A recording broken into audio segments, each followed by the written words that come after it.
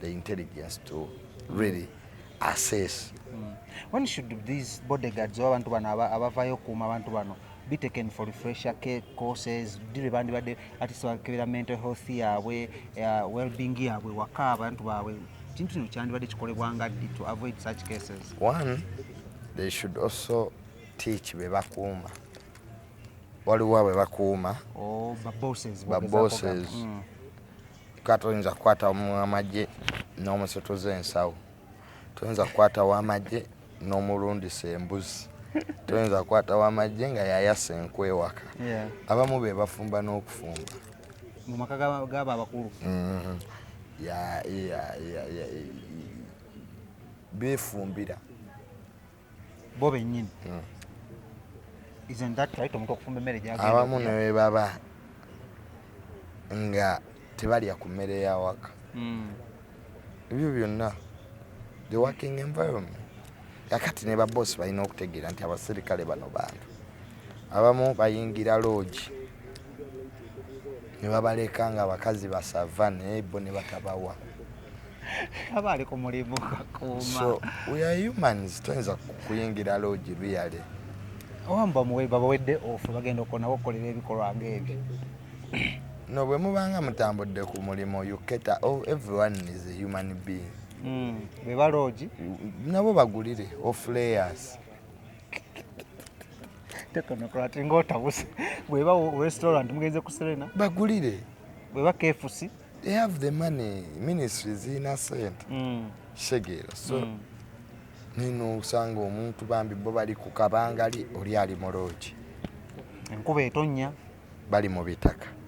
So and you expect such people to really like you. There are those they like babosi nga babaagala babayisa bulungi. So nga etuna bakutunuulira nnyo bano naye ne be bakuuma nabo. Abamu be bakuuma babavuma abala amagezi. Omuserikale agambye bannange essaawa zigenze tuve mu bbaala. Ogaanye ate oluyita lugezigezi kakati n'olwekyo. Was he right to complain to his boss, not his bosses? Abamu commissioning okuma minister ono. But their procedures azimanyi bulungi zabadde asobola oyitamu. But remember the army is very strict. The problem with the army to report your bosses is quite difficult.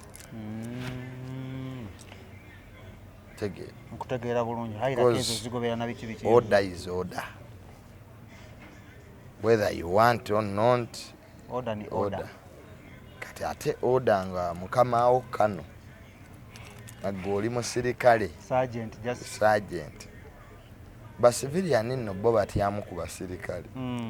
Naye ate bano ab'amagye ate bo engeri gye bali bannaabwe babajogera ddala. What should be done? Ki ekiyinza okukolebwa okuavoidinga such incidences okuddamu okubeerawo, because we've seen bannamagye abapoliisi nga batta abantu in an irregular way. However much I wanted to get nga kuwuliriza nsonga zaabwe ng'ono we twategeddeko kwezi ensonga ezimu ezamuleetedde okukola ekikolwa nga kino. A specialized unit should be put in place to protect abakungu b'eggwanga. Bajja kugamba lo counter terrorism. Bapulezidenti b'Amerika baali babatta nnyo ne baperforminga ki separate service. Kufa kwaggwawo tekukyaliwo mu bakulembeze n'abakulu. So to solve this problem, secondly, you need refresher courses and listen to them. They also, by then, abonga wabawuliriza abakuuma abakulu, they will tell you stories. Waliwo bali ku faamu balunda nti sajja level wa masters yayingira amagye ate omulundisa ki. So bingi. Thirdly, allowances zaabwe babasasulirenga mu budde. Omuntu waba wamma akoze kati osanga emisaala oluusi girwayo, allowances oluusi bamulya naddala kati bingi. A lot. Ebimu otya n'obyogerako gwe nga gwe. Yeah, we have to look at tulabe tutereeza naye nga enkiku eno eneesobola okuggwawo mu ggwanga kubanga abamu bagitunuulidde and we are very happy naddala bano abantu babijje batera okusibako emisango ng'ababooda abasiraamu bagambye ku luno bajaganyizza awo tutuusemu n'abantu omuntu wafa abantu baserebulatinga. maybe it is in their own interest because n'ababodaboda basiiba bafa every day tetumanya, so everybody will die. The question is how and when. So celebrating is not something you can really take as something important. Kati oba ku luno ababodaboda baawonye, next time it can be an assassination or something. So I don't think that that's important. Who celebrated, who didn't. People react differently. Mu nsi wabeerayo abakaba, wabeerayo abasanyuka. So who should be to blame? I know not nobody is to blame. It's government itself because it has monopoly on guns. Abakulu baayo. So the problem is government to solve it. Kulaba nti abasirikale abalina track record. Abamu abaagwa eddalu. Embeera zaabwe ze bakoleramu. Edda gavumenti yazimbanga amasomero g'abasirikale ng'abaana baabwe basomera bwereere. Babaterawo wazalendo. Okulaba nti babawa equipments osanga bambi batudde kabangali tebalina glasses enfufu bagenda mu maaso. Kenya abasirikale balina proof jackets, so to improve their working environment. Okay, nga twagala okuba nga tuva kweyo ensonga tunyeko ku first of all ku parliament ya Uganda ne bbago eribadde likyaleese obuzibu ennyo erya homosexuality bill.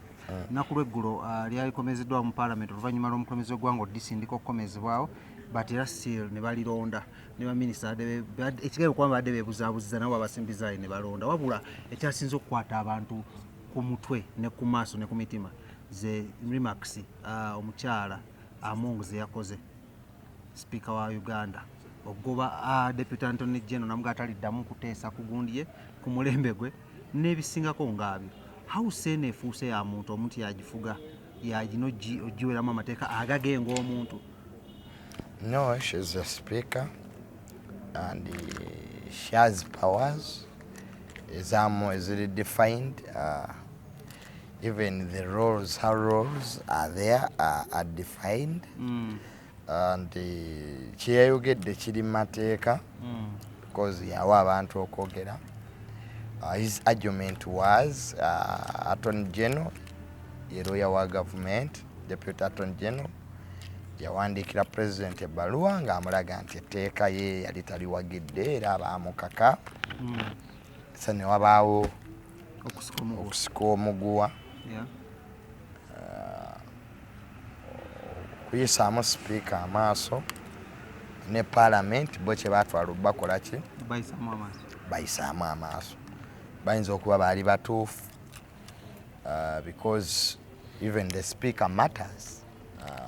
Tusobola kugamba nti tamatalinga. And she has her opinions over things. Kimuweebwa wali mu mateeka ye kye yasazeewo yakirabye nga amuyisaamu amaaso n'okumuyisaamu house ki amaaso ate nga parliament teyinza kukola ki kikkiriza tegeera. So she was trying to exempt her authority which she has, whether using it rightly or wrongly, that is work of court. So ogenda mu kooti n'amuloopa naye wabanga ali mu jurisdiction ze mu parliament yabeera sipiika era yagaba omuzindaalo baga prime minister jangu oyogere lead of government business ng'oyogera baga go back and sit, you go back and sit. vice president yabeerawo nga naye atudde tegeera. So she has those powers ng'ali mu house awo because she's the most important person in the house. Kakati ng'ozze ku kyetteeka, of course I told you president ajja kusayininga tteeka eryo. Mwalimu ebirumira bingi lyali lyetaaga okukolamu ennongoosereza. The state of Uganda teyinza kuyingirira sex w'abantu abali mature 18 years and above. You make decisions for yourself. You have a right to sleep with omuntu gw'oyagala okwebaka naye. It's your rights. These are international rights. Yeah. They are not given by the Republic of Uganda. And they are not doing anybody a favor to allow them. They're international. Of which Uganda subscribes to UN. The UN. Yeah. So the world is a global village now. We have universal laws, freedom of media, freedom of speech, freedom of sleep, freedom of education. Freedoms are many now. Yeah. So the death punishment was supposed to be removed because if a country has death punishment, people get asylum. Etteeka lyadde ligenda kukolera nnyo abantu abaagala asylum. Kitegeera. Ti bannaye baagala kunzita kubanga bakitegedde ndi musiyas.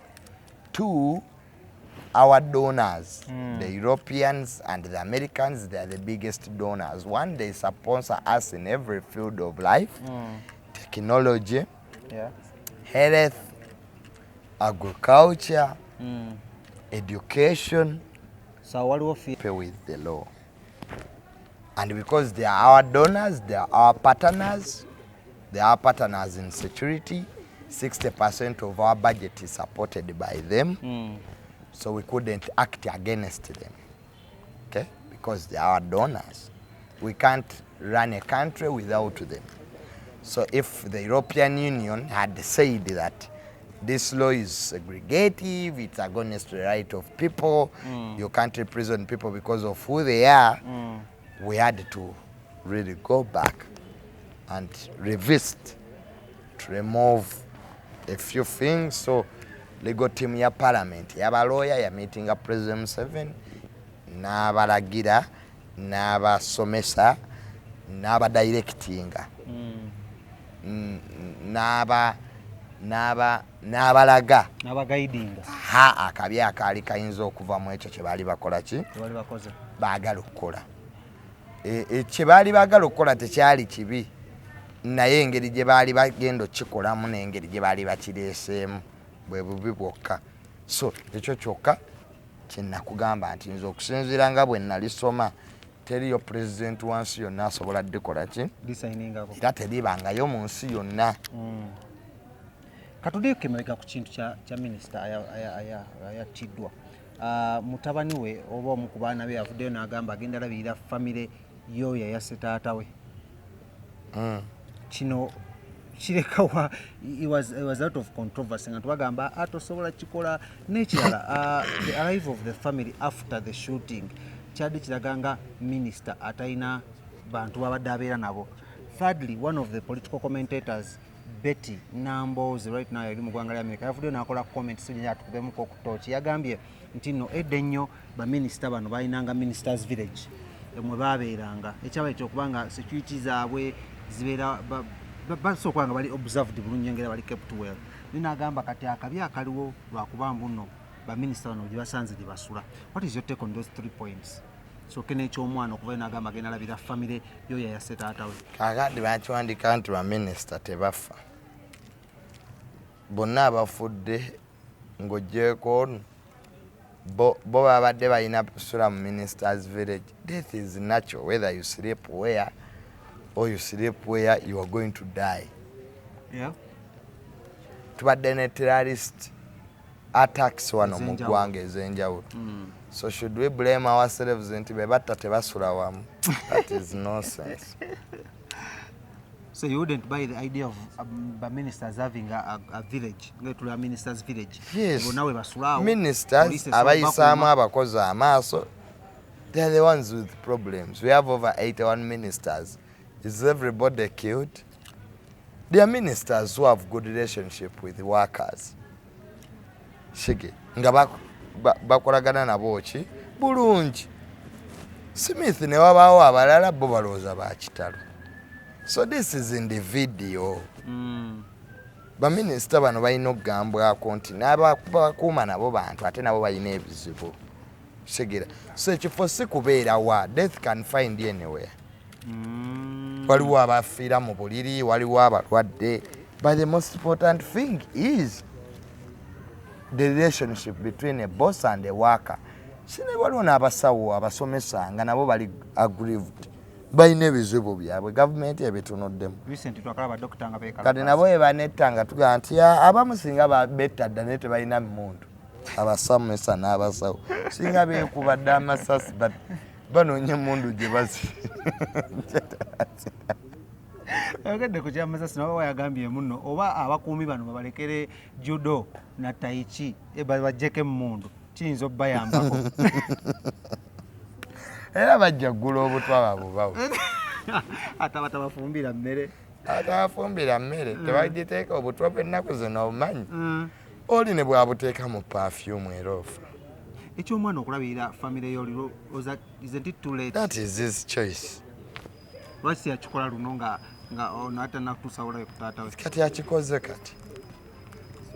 Ebintu ebimu abantu babikola one for talkability, two they want to be more angels than angels themselves, because that was his choice and we are happy. Alaze akabonero akalungi. It's going because abaana tebalina musango beebase. Omukyalo w'ekigambo yadde ali ku muddwaliro ng'agenda kuzaala nga bamuganye okuzaala. Should ministers change the way of conduct towards abantu ababali okumpi abakolagana nabo, given the fact muno katulabeko ekintu not ministers onula baboss bangi ne mu private sector bali mu wine eyo naye bakowakowadde bakama baabwe era basiba bakuba jokale tumanya bumanya nosanga oli ngali ku boss we abamu bababba ne batambula ne bagenda. Zendabye entalo z'aba boss n'abaki n'abakozi petitifu so siba minisita bokka bw'oba oli eyo ng'okimanyi nti olina abakozi b'okozesa okuva na leero kitegeere bantu era basobola okutuusaako obulabe. So tekiri ku bakozi bokka kyuse mu nkola ye ey'ebintu tuula nabo bagambe naye bannange kamanyiko baminisita bangi abatudde naye babakuuma nagaba nena kibi kye nabakola. They were overwhelmed by bye babagambye nga nabo babadde babulawo katini okufa. Babagambye biki? Kwagowulira ag'omunkubo nagetulaba ne nkugambye abamu baminisita basibye bazirise ku bye babage kwana businga babatta ddala lwakufa. Bangambye babakedde mu bbanka. Banka olunaku olwaleero era okwenyiga okubadde mu centenary kati aba bodyguard banwedde kututa babayita ne bodyguard leero beewuunyiza bambi twagulidde ku mata bodyguard nakabena eno nenga bulijjo bamugawange jawo tutwalire embuzi nenga ajja kuuma muntu abamu nekyayi bavaayo tebamunwedde ewaka. Nze mbalaba batuddewo bambi ku palamenti ne bayuuya basajja batudde bagenda ne bagula obugaati bw'ebisatu kyokka n'awulira nti mukama we abisoma mu mawulire nti mukama we yaweereddwa ki yabbye amabaati nga lwaki tatte ggwe olso ng'ava gye gali galina okulaga kalamu. Bosi wange mwagala nnyo munnange ffe ebyokulya atugulira atugulira era mmere agitugulira bambi bulungi nnyo era we tuba tugenda he always makes sure era we tuvaayo ng'abuuza is everything okay nti yes sir. Mutumireko ye bosi wange era nkutumiddeko nnyo baminisita baffe ab'eby'ettaka mwebale bambi okutugulira tebalina buzibu era ffe tugenda alaawo ensazi zaffe bazikola ki bazituweera mu budde kuba abalabika bo baabitegeera dda bamanya ekijja nti abakozi mutabuka ayinza okukuba ejjinja.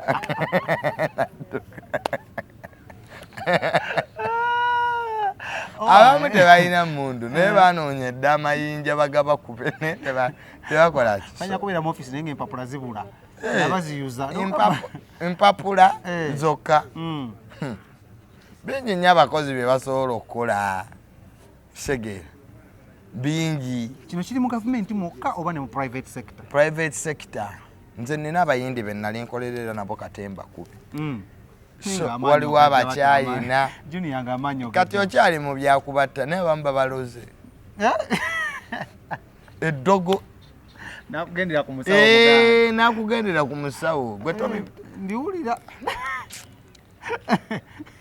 So tutumira nnyo abakozi ng'oli eyo ologa mukamaawo naye nga negwologa naye mulogo omukozi talaba ekyatokako pasita bujengo ne bbiini ebyo byebizibu bayinza okwegwa mu bulagaabo nti ensawo n'akaleeso naye nga noli amugamba naawe olweyo relationship y'abakozi n'abakozesa yeyina okukyuka ng'eva sayidi ki ng'eva w'abakozi ba ng'eva w'abakozi zombi.